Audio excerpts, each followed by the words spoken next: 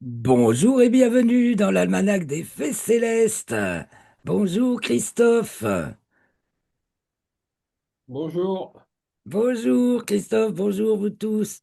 Voilà, moi c'est Claire Henrion, chroniqueuse astronomie qui vous emmène de semaine en semaine, ou plus exactement de phase lunaire en phase lunaire, vous préparer à voir ce que vous allez voir dans le ciel et savoir ce que vous ne verrez pas.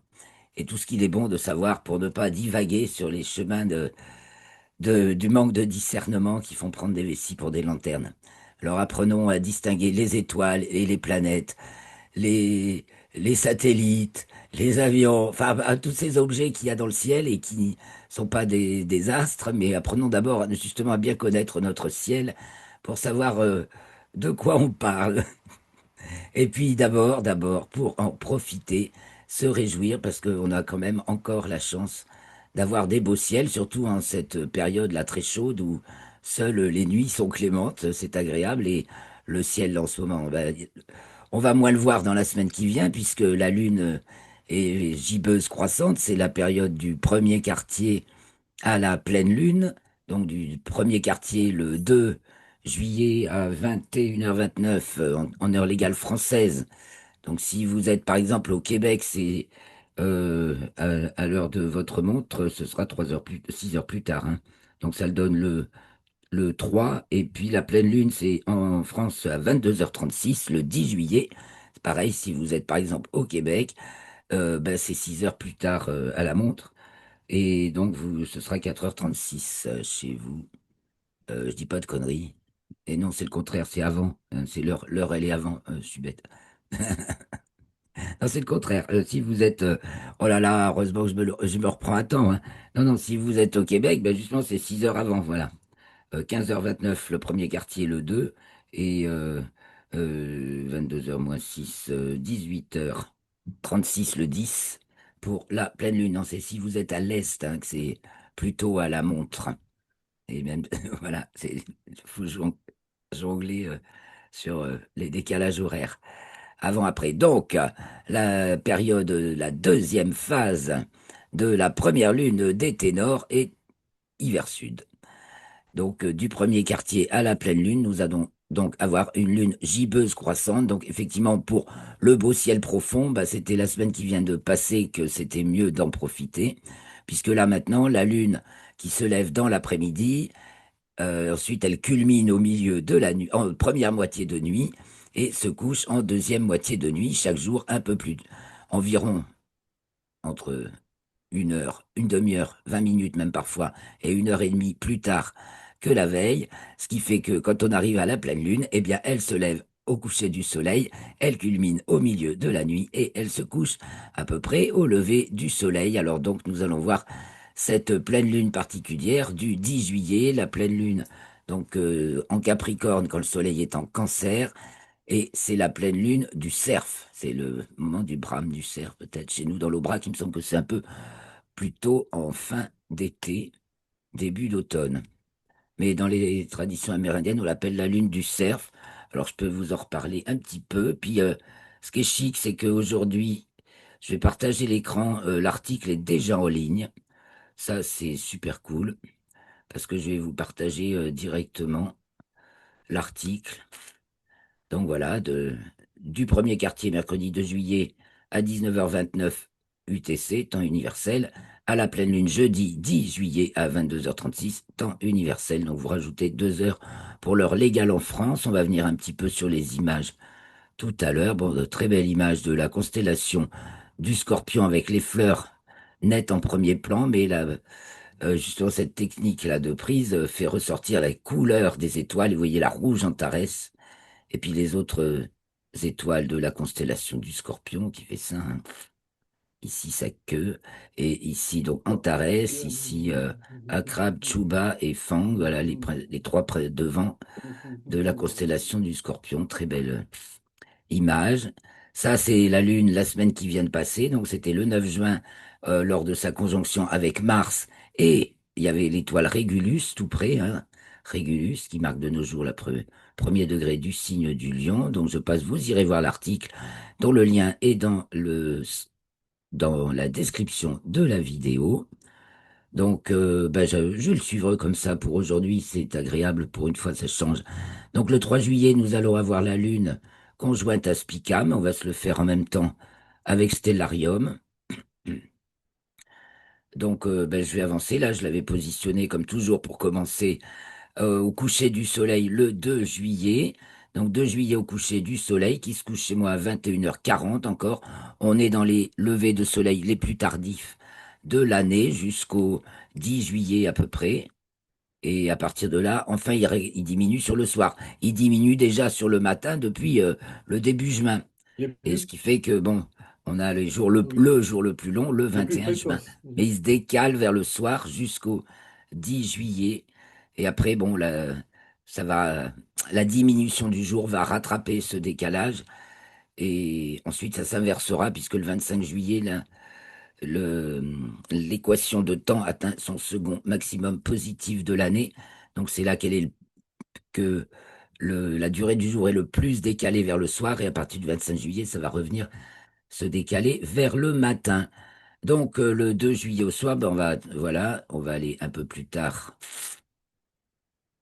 Faut que je puisse voir l'heure. Tchouk, tchouk, tchouk. Là, il est 22h20, bon 22h30, hein, le crépuscule est fort long. La nuit noire, c'est à minuit, hein, chez moi. Donc 22h30, on voit l'étoile Capella, qui est très très visible, hein, qui descend sur l'horizon et qui va passer tout petit peu sous l'horizon à ma latitude 45 nord, qui à Paris ne passe pas sous l'horizon, elle rase l'horizon, car Paris c'est 5 degrés plus au nord. Donc du côté de l'ouest, ben voilà, le soleil vient de disparaître, donc on va voir Mars et la constellation du Lion, l'étoile Régulus, ça c'est au couchant. Et puis nous sommes le 2 juillet, donc la Lune n'est pas loin. La Lune qui est en demi-lune, donc pour le premier quartier, hein, demi-lune, et qui est à ce moment-là devant la constellation de la Vierge, donc qui est encore en train de descendre en latitude et en déclinaison. Là, je trace le plan de l'écliptique, elle est en latitude sud.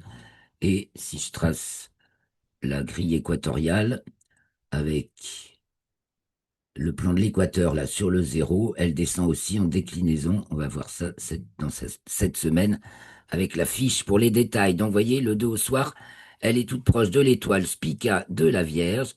Et le lendemain, elle est conjointe à Spica. Voilà, le 3 au soir, jolie conjonction. Lune, Spica, donc une lune qui a déjà pris un peu de ventre, voilà, et qui se trouve juste en dessous de l'étoile et sont déjà en début de nuit sur le couchant. Alors, du côté, donc, qu'est-ce qu'on a en début de nuit?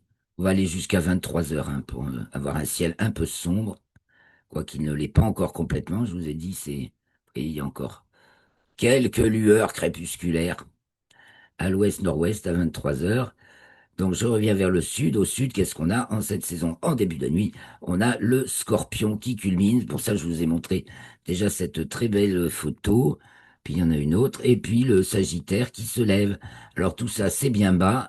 Au-dessus, on a Ophiuchus, ou le Serpentaire, si on compte la tête du serpent et la queue du serpent qui vont avec. Et puis à gauche, du côté de l'est, on a le grand triangle de l'été qui s'élève, Vega, Deneb et Altaïr de l'Aigle. Euh, de l'autre côté, j'ai pas oublié de mentionner la première étoile qui s'allume. Il y a d'un côté, il y a deux étoiles qui s'allument en premier dans le ciel d'été, toujours Arcturus du Bouvier et Vega de la Lyre. Donc Arcturus est déjà sur le couchant, Vega est en train de monter. Plus on va avancer dans l'été, plus en début de nuit, Arcturus sera bas du côté de l'ouest et Vega sera haut euh, bah, du côté de l'Est, mais Vega passe au zénith à peu près pour notre localisation, et après, pour notre latitude, même tous points situés à la même latitude, à Vega au zénith, à une heure donnée, évidemment, 4 minutes plus tôt chaque jour, mais Vega passe toujours au zénith. Les étoiles passent toujours au même endroit dans le ciel, suivent toujours la même trajectoire dans le ciel, seulement avec chaque jour 4 minutes d'avance par rapport à la veille. Donc voilà notre ciel de début de nuit. On vient de voir la Lune conjointe à Spica. Donc on va se tourner le 3. Le 3, on se tourne du côté du nord. Donc, du côté du nord, en début de nuit, on a la grande ours qui pique tout droit du nez vers le sol. Elle est donc du côté de l'ouest, elle descend. Tandis que en début de nuit, toujours, le dragon et la petite ours sont au plus haut. Donc, c'est leur culmination aussi du côté du nord. Quand on regarde du côté du pôle, parce que si c'est dans l'hémisphère sud, on regardera le pôle sud, et donc on verra les astres circumpolaires, pareil, qui tournent autour du pôle, dans l'autre sens, hein. Dans l'hémisphère nord, ça tourne dans le sens inverse des aiguilles d'une montre. Si on est dans l'hémisphère sud, on voit les astres tourner autour du pôle sud, dans le sens des aiguilles de la montre. Et donc il y a aussi des astres circumpolaires, bien sûr. Donc je sais plus pourquoi j'ai commencé à dire ça. Bon, c'est pas grave, je continue, je continue. Et donc je reviens du côté de l'ouest et là on voit Mars qui se couche avec la constellation du Lion, Mars qui de jour en jour prend de la distance par rapport à Régulus, mais qui de toute façon va jusqu'en fin juillet, on va la distinguer un peu au couchant et puis après ce sera fini, il y aura plus de Mars.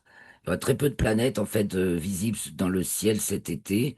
Donc jusqu'à fin juillet, on aura Mars un instant au couchant. Ces premiers jours-là, alors je finis cette phrase. On aura Mars au couchant jusqu'à fin juillet et à partir de début août, on aura Saturne au levant avant minuit. Donc voilà le menu planétaire de la saison d'été. Et si vous êtes dans la région Aveyron, Lot, Cantal, je vous invite à venir à nos soirées d'astronomie pour tous, où on déballe nos télescopes, Loïc et moi, et on vous fait découvrir ce merveilleux ciel d'été, bien sûr, parce que là, il fait bon pour sortir. Il y a moins de motivation pour le grand public en période froide, même pour nous, il faut être très motivé. Mais donc voilà, au plaisir, si vous n'êtes pas très loin, n'hésitez pas à nous rejoindre pour nos animations d'astronomie. Alors, on a vu, on est le 3, la Lune conjointe à Spica. Je reviens sur l'article. On va continuer. Donc, vendredi 4 juillet, Mercure atteint son élongation maximale. Bah oui, tiens, alors on va le voir ça. On va donc le lendemain, Mercure est donc du soir, et donc elle est visible, mais pas trop tard quand même, 1 heure et demie en début de période, 1 heure et demie après le coucher du soleil, elle se couche. Alors, je la cherche quand même dans ce. Je vais mettre l'océan parce qu'il faut un paysage dégagé, n'est-ce pas? Océan. Voilà, donc Mercure qui se trouve devant la constellation du Cancer. Alors là, 22 heures pour ma localisation, c'est trop tôt, c'est trop lumineux, on la voit pas encore. Et 23 heures, vous voyez, elle se couche. Alors un petit peu avant, 22h30, faut jongler entre son éclat qui diminue quand même, elle est de magnitude 1, ce n'est plus très brillant. Et puis la lueur crépusculaire qui fait que c'est difficile pour un point lumineux de se détacher sur un ciel clair. Et juste à côté, là, il y a l'amas de la crèche. Mercure est conjointe à l'amas de la crèche, c'est le 3. Voilà. Donc, à choper aux jumelles, un tableau un peu délicat, mais qui peut être attrapable aux jumelles par un bel horizon, un peu surélevé, vous voyez, quelques minutes avant leur coucher. C'est là que ça ressortira le mieux si l'horizon est dégagé. Voilà, donc Mercure qui est à son élongation maximale, le 4. Le 4, on va aussi avoir le mouvement de Neptune qui devient rétrograde. On va en reparler, on va aller voir la fiche quand même. Enfin, je vais le voir de suite, les détails sont dessus. Donc je jongle aujourd'hui, c'est un plaisir. Donc, ah oui, puis j'allais oublier un détail, hein. Donc, je suis sur Neptune. Neptune son mouvement devient rétrograde. Vendredi 4 juillet, 23h32 dans le plan écliptique. Et elle va être rétrograde jusqu'au 10 décembre. Elle reviendra alors dans le 30e degré du signe des Poissons. Et dans le plan équatorial, c'est le 5 juillet à 16h30 qu'elle entame sa rétrogradation. Là, actuellement, elle est dans le 3e degré du signe du Bélier, devant la constellation des Poissons. Avant cela, il se passe toujours le 4, hein, le 4 juillet, il se passe beaucoup de choses, outre que c'est le fête nationale des États-Unis, n'est-ce pas? C'est la conjonction Vénus-Uranus, mais ça, c'est à voir le matin, par contre. Vénus qui entre dans le signe des Gémeaux et Uranus qui va y rentrer le lundi 7. Donc comme Vénus court plus vite que Uranus, euh, elle est conjointe à Uranus dans le 30e degré du signe du Taureau, puis elle entre dans le signe des Gémeaux le 4 juillet à 17h30, alors que Uranus va y rentrer le 7 juillet à 9h48. Vénus, elle va y rester, zut, j'ai oublié de le marquer, le 4, parce que je l'ai noté au brouillon.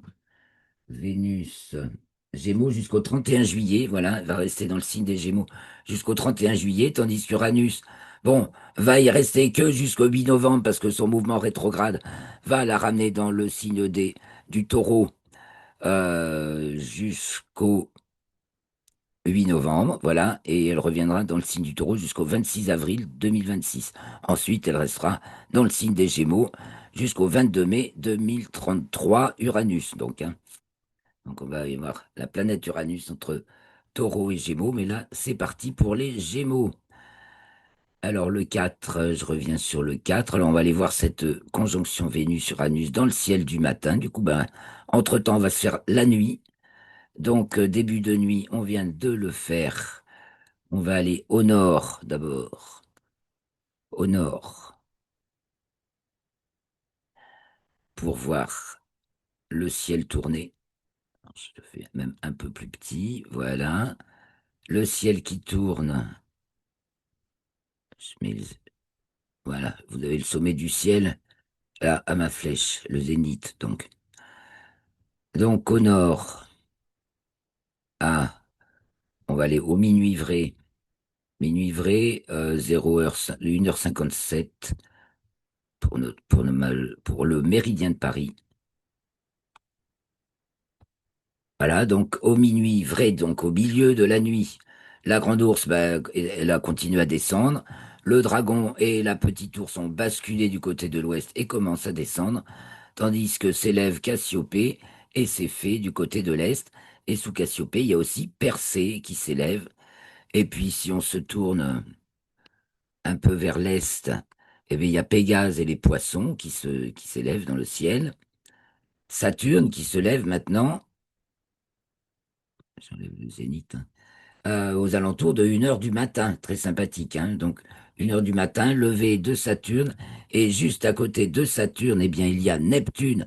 Et Saturne et Neptune vont avoir leur écart angulaire minimal. Il n'y a même pas un degré sur l'écliptique qui les sépare. Cette semaine-là, justement, je regarde la fiche, c'est marqué sur la fiche.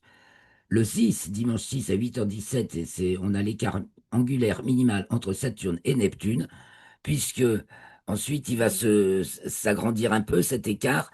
La conjonction n'aura lieu des deux planètes lentes, n'aura lieu que le 20 février 2026 en géocentrique, et en héliocentrique, elle a eu lieu le 11 décembre de cette année 2025. Donc là, elles se sont rapprochées, Saturne allant un peu plus vite que Neptune. Et puis, bon, ben, les deux ralentissent. Neptune est stationnaire, donc elle arrête d'avancer et elle prend son mouvement direct le 4. Saturne, ça va être le 13 juillet. Donc elle est déjà en train de ralentir et elle peut plus rattraper Neptune. Elle peut plus aller plus vite qu'elle. Donc elle commence déjà à être un peu stationnaire. Et le 13, elle va entamer sa rétrogradation. Donc on va s'écarter un peu de Neptune. Et ensuite, quand elles auront repris leur mouvement direct, eh bien Saturne se rapprochera de Neptune et ce coup-ci la doublera. Donc, d'un point de vue géocentrique, ce sera le 20 février prochain. Donc, je vous disais que la Lune sortait des limites zodiacales, voilà, et descend vers le sud, en déclinaison sud. Donc, pour nous, ça la fait culminer de plus en plus bas. C'est le 6 à 14h10, elle sort des limites zodiacales. Autre événement, Saturne a sa déclinaison maximale dimanche 6 à 22h23, ceci étant lié à sa rétrogradation. Donc il y a une inversion du mouvement en déclinaison également. Je vais revenir sur le ciel. Donc on va venir avoir ensuite la Lune conjointe Antares le 7.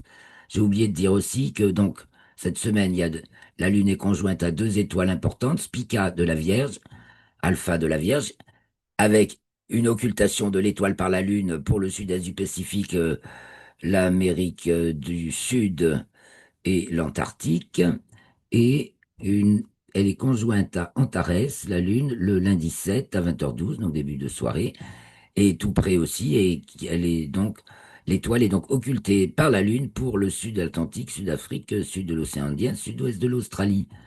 Donc Antares alpha du Scorpion, et on va revoir les images. Je reviens sur mon ciel, là, donc on est au milieu de nuit, du côté de l'Est, on a Saturne et Neptune qui s'élèvent. Du côté du sud, vous voyez donc milieu de nuit, le Verseau est levé. Il y a le Poisson austral avec l'étoile Faux-Maillot qui est en train de se lever. Le Capricorne s'élève.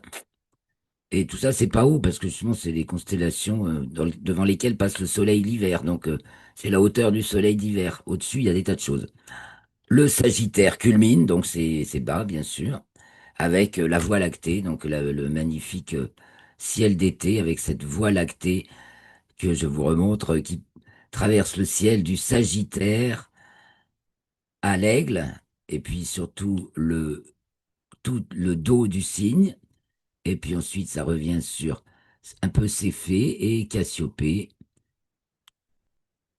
et Persée. Voilà, la Voie lactée dans le ciel d'été. Il y a une très belle image de la Voie lactée par Guillaume Canin que je pourrais vous partager de suite. J'en mets dans tous les sens aujourd'hui. Bon, c'est pas grave.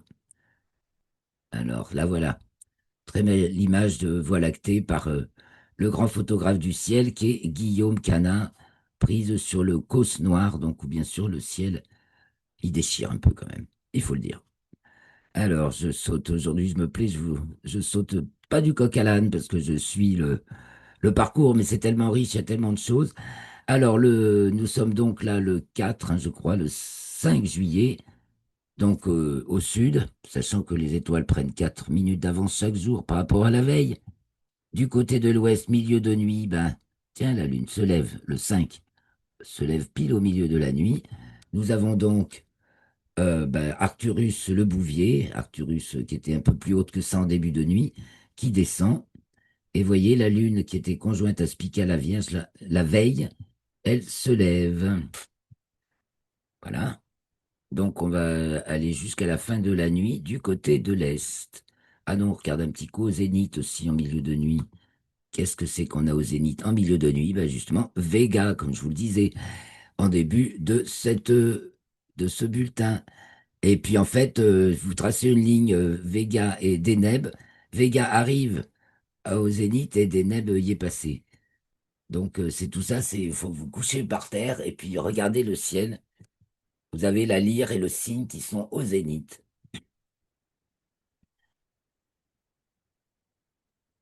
Donc je reviens du côté de l'Est et on va voir la fin de la nuit avec, on était parti pour chercher Vénus et Uranus qui vont être conjointes, qui sont conjointes le 4.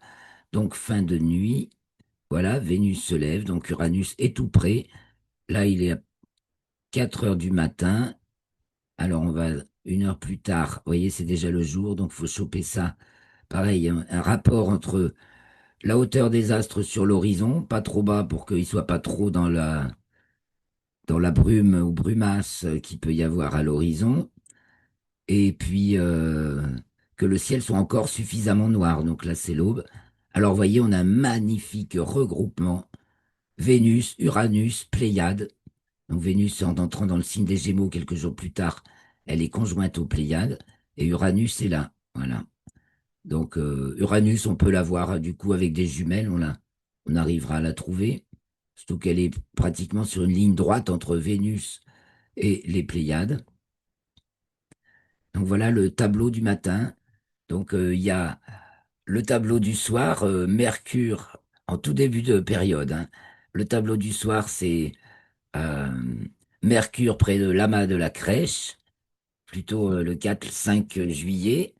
Le tableau de milieu de nuit vers 2 heures du matin, maintenant, c'est Saturne. Et puis on peut essayer avec un instrument de télescope de chercher Neptune à ses côtés. Et puis en fin de nuit, toute fin de nuit, on a ce joli regroupement Vénus, Uranus, Pléiades. Haut les cœurs, les amis. Voilà, et en dessous, donc, ben, il y a l'étoile Aldébaran du Taureau qui se lève. Alors, je crois que là, on va faire, je vais faire la synthèse avec la fiche. Non, ben, je sais ce qui manque, la pleine lune. Donc, On va se centrer un peu sur la Lune. Et puis, on va regarder, là, il est 4 heures du matin, donc comme c'est le 3, elle n'est pas encore couchée. Donc, je vais aller, je reviens enfin en début de nuit, voilà, de la nuit, donc du 4 au 5. Voilà, je retrouve ma lune sur le couchant en début de nuit. Donc là, c'est le 5, non, le 4 à 23h30, donc nuit du 4 au 5, excusez-moi. Et on va aller de soir en soir, on va la regarder. Donc là, elle est devant la Vierge ou la Balance, entre les deux. La nuit du 5 au 6, oh, comme elle court vite, elle court trop vite, c'est Stellarium. Le 5 au soir, elle est devant la Balance. Donc elle est gibbeuse croissante, hein, je rappelle, et elle culmine chaque jour un peu plus bas. Le 6 au soir, elle s'approche du Scorpion. Et le 7 au soir, on l'a conjointe à Antares, donc du Scorpion, vous voyez, la pris du ventre. Donc aussi, joli tableau en début de nuit, le 7 au soir. Lune, Antares, on voit surtout la Lune du coup, mais comme l'étoile est brillante, elle fait partie des 5 premières qui s'allument en début de nuit, puisqu'on a Arcturus de Bouvier, je vous ai dit, du côté sud-ouest, haut. On a Vega de la Lyre, sud-est, haut. Ensuite, Deneb et Altaïr, qui forment avec Vega le grand triangle de l'été. Et au sud, en début de nuit d'été, on a Antares, assez bas, même pas 20 degrés de hauteur sur le ciel, mais qui brille bien, donc on la voit. Donc ça, c'est le 7 au soir. On va aller jusqu'à la pleine lune du Cerf. Donc le 8 au soir, elle arrive devant le Sagittaire. Le 9, elle est en plein devant le Sagittaire. Et le 10, la pleine lune ayant lieu tard en soirée, hein, à 22h36, c'est la nuit du 10 au 11 qui sera la nuit de la pleine lune. Donc on va aller la voir se lever. Lever de la pleine lune, donc le 10 au soir, elle se lève à 21h57 pour ma localisation, avec un soleil qui se couche à 21h40 ou très exactement, elle se lève après le coucher du soleil, 21h37. Et la lune se lève à 21h57, soit 20 minutes après le coucher du soleil. La lune se lève, la pleine lune se lève. Donc devant la constellation du Sagittaire, je trace l'écliptique. Vous voyez, elle est vraiment très bas en latitude. Et donc aussi en déclinaison, on peut le voir 10. Ah non, qu'est-ce que j'ai mis? C'est pas cette grille-là, c'est celle-ci. Il y a la grille azimutale, donc ce que je venais d'afficher pour l'espace local. Donc azimut et hauteur du ciel dans le ciel local. Là, j'affiche maintenant la grille équatoriale, donc les parallèles par rapport au plan de l'équateur terrestre. Et le zéro est ici, donc -5, -10, -15, -20, -25. Elle est à sa déclinaison minimale hors limite zodiacale, 28 degrés en dessous du plan de l'équateur qui est là, 0. Donc j'enlève toutes ces petites lignes et puis maintenant on va regarder la pleine lune qui évolue dans le ciel de, de la nuit du 10 au 11 juillet. Donc voilà, elle s'élève, elle culmine au milieu de la nuit à 2 heures du matin environ. Voilà, là elle culmine, pas haut bien sûr. Pratiquement, elle est à sa plus basse, attendez, c'est marqué là, l'une déclinaison minimale, le 9 à 7h53.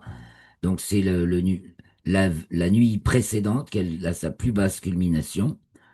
C'était la pleine lune précédente au mois de juin, rappelez-vous, c'était la plus basse pleine lune, non seulement de l'année, mais sur 18,6 ans, en raison de cette conjonction de, ces, de ces déclinaisons maximales et minimales avec ses latitudes minimales et maximales. Donc là, elle est à peine plus haut, elle culmine à, affichons la hauteur, enfin je l'avais dit, c'est écrit dans l'article. Vous voyez un petit peu, stellarium, 18 degrés de hauteur, oui, c'est pas haut, hein. Même pas 20 degrés, voilà. Et donc, elle va aller se coucher. Pareil,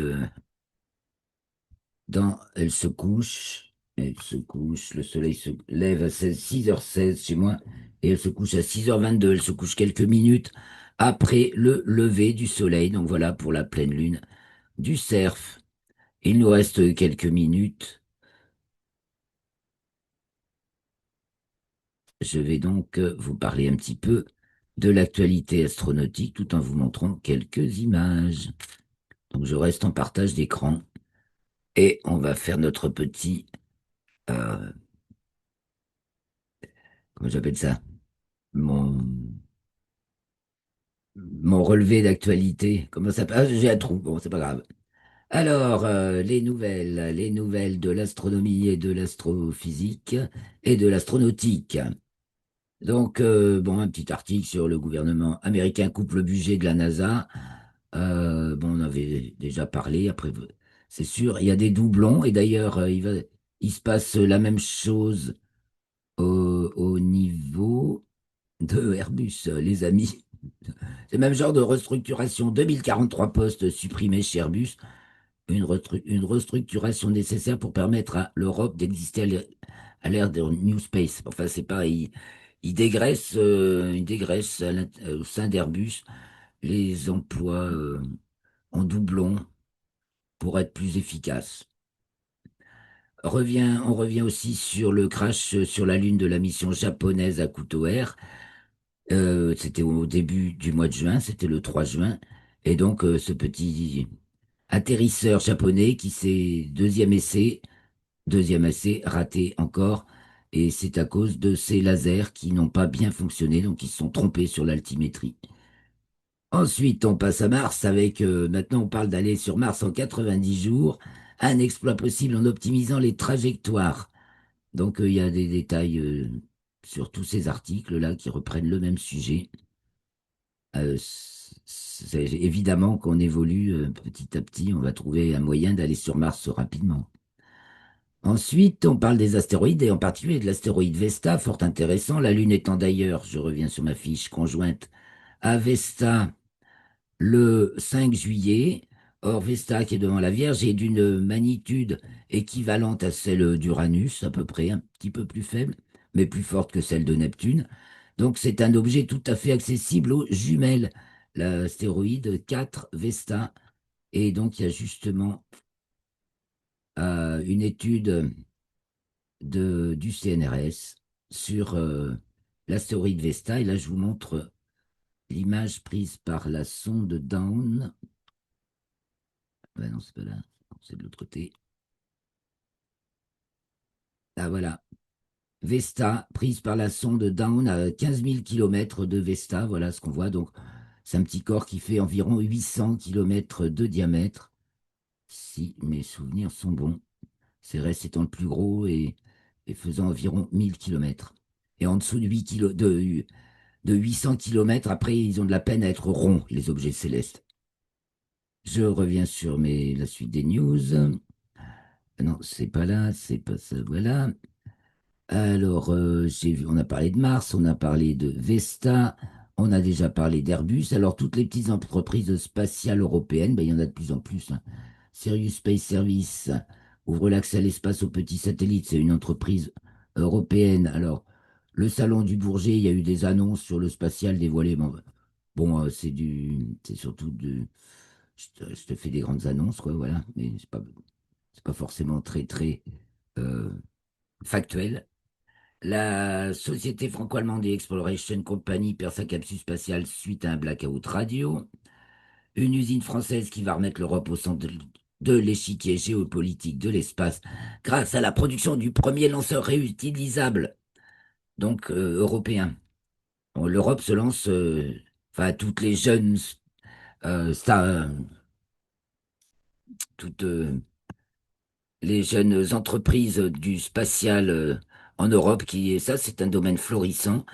euh, se lance dans la production d'un premier lanceur réutilisable. On va faire nous aussi, hein. Il y a Elon Musk, il y a les Chinois, ben, l'Europe aussi. En tout cas, il y en a qui ont cette ambition. Donc aussi, Space Cargo Limited lève 12,5 millions d'euros pour construire une microstation orbitale européenne. Voilà, de l'Europe, elle en veut, hein. Et bien entendu, alors, l'Union européenne veut créer un marché unique, compétitif pour l'industrie spatiale, surtout ne pas donc elle rédige un Space Act pour fixer les règles de la conquête spatiale.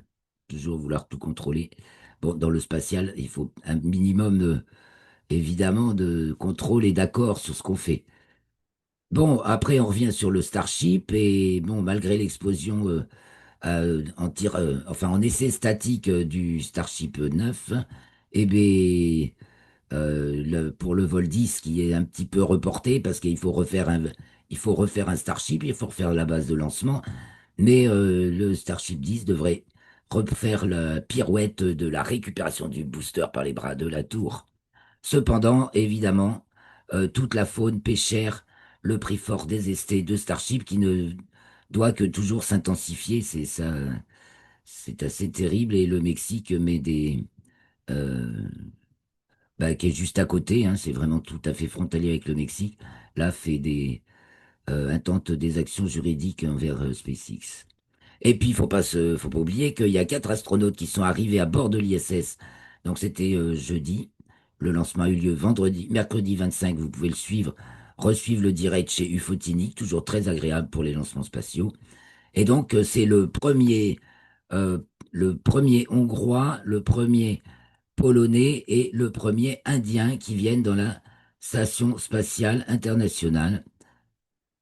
Et donc, ça, je le dis plus loin. Je vous fais la liste des lancements spatiaux dans la semaine, dans la semaine, voilà, 5 lancements spatiaux. SpaceX, mission MTGS 30 de mardi 1er juillet, donc c'est peut-être une mission militaire. Après, un lancement Starlink mercredi 2 juillet. Ensuite, l'Australie qui lance sa première fusée, sa première mission de vol. Ensuite, la Chine, qui lance une mission jeudi 3 juillet aussi. Ensuite, la Russie, qui lance une mission jeudi 3 juillet. Voilà, tout ce monde. Bon, les amis, on va s'arrêter là. Vous lirez la suite dans l'article, dont le